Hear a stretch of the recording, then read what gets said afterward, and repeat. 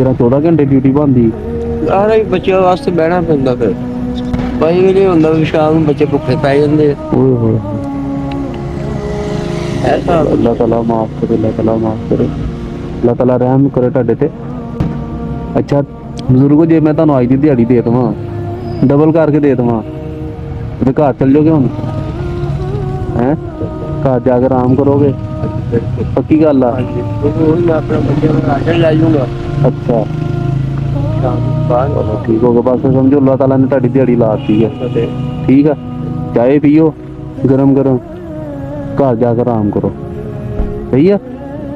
ਮੈਂ ਕਿਹਾ ਜਾ ਕੇ ਬਾਬਾ ਜੀ ਉਹਨਾਂ ਕੋ ਹਾਲ ਚਾਲ ਪੁੱਛ ਲਈਏ। ਵੱਡਿਆਂ ਬੰਦਿਆਂ ਕੋ ਬਹਿਣਾ ਚਾਹੀਦਾ ਵਾ, ਉਹਨਾਂ ਕੋ ਹਾਲ ਚਾਲ, ਕੋਈ ਪਰੇਸ਼ਾਨੀ ਪੁੱਛਣੀ ਚਾਹੀਦੀ ਆ। ਅੱਲਾਹ ਤਾਲਾ ਰਾਜ਼ੀ।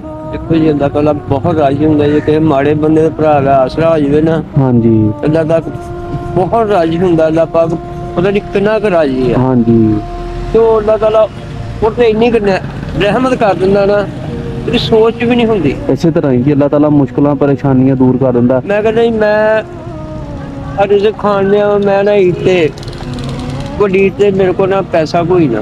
ਅੱਛਾ ਲਖੜੇ ਬੱਚੇ ਨੇ ਪੈਸੇ ਮੰਗਣੇ ਆ, 100 ਰੁਪਇਆ ਆਇਆ, ਮੈਂ ਬੱਚੇ ਨੂੰ ਦੇ ਦਿੱਤਾ। ਮੈਂ ਉੱਠਿਆ, ਕੱਪੜਾ ਲੈ ਕੇ ਇੱਧਰ ਨੂੰ ਆ ਗਿਆ। ਅੱਛਾ ਉਧਰ ਗਰਮੀ ਵੀ ਬਹੁਤ ਤੇ ਕੰਮ ਵੀ ਕੋਈ ਨਾ, ਕਿਸੇ ਨੇ ਮੈਨੂੰ ਪੁੱਛਿਆ ਹੀ ਨਾ। ਇੱਕ ਕੱਪੜਾ ਵੇਚਿਆ 70 ਦਾ, ਉਹ ਮੈਂ ਤਾਂ 20 ਰੁਪਏ ਦੇ ਕਿਰਾਇਆ ਲਾ ਕੇ ਚਲ ਗਿਆ। 50 ਰੁਪਏ ਰਹਿ ਗਏ ਪਿੱਛੇ। 50 ਰਹਿ ਗਏ।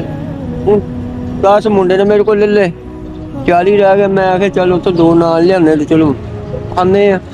ਬਾਬਾ ਜੀ ਚਾਹੇ ਨਾਲ ਤੁਸੀਂ ਪੀਓ। ਮੈਂ ਇਸ ਕਰਕੇ ਕਹਿ ਰਿਹਾ, ਠੰਡੀ ਹੋ ਗਈ ਨਾ ਫਿਰ। ਉਹ ਫਿਰ ਖੁਦਾ ਤੁਹਾਡਾ ਭਲਾ ਕਰੇ, ਮੈਂ ਨਾਲ ਲੈਣ ਗਿਆ, ਪਰਲੇ ਦੇਖਿਆ ਰਸ਼ ਬੜਾ, ਇੱਕ ਸ਼ਰਮ ਲਾ ਹੋਈ। ਲੋਕੀ ਆਖਣਗੇ ਦਿਨ ਦਿਹਾੜ ਤੇ 2 ਨਾਲ ਲੈਣ ਆਇਆ। ਮਾਸ਼ਾਅੱਲਾ ਬੱਚੇ 4 ਆ, 2 ਜੀ ਆਪ 6 ਜਾਣੇ। ਬਸ ਉਹ ਰੱਬ ਨੇ ਐਸਾ ਸਬੱਬ ਮੇਰਾ ਲਾਤਾ ਸੋਹਣੇ ਨੇ। ਅੱਛਾ ਉਹ ਮੈਨੂੰ ਇੱਕ ਰੱਬ ਦਾ ਨੇਕ ਬੰਦਾ ਹੀ ਆਇਆ, ਉਹਨੇ ਮੈਨੂੰ 5000 ਰੁਪਏ ਦਿੱਤਾ ਤੇ ਮੈਨੂੰ ਹੋ ਗਿਆ।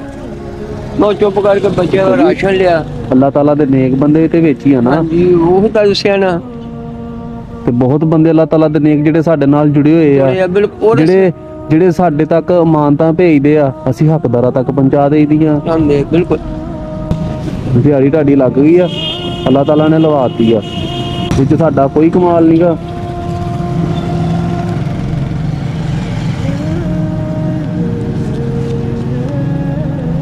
ਬਾਬਾ ਜੀ ਇੱਕ ਧਿਆਨ ਰੱਖੋ ਤੁਸੀਂ, ਠੀਕ ਆ।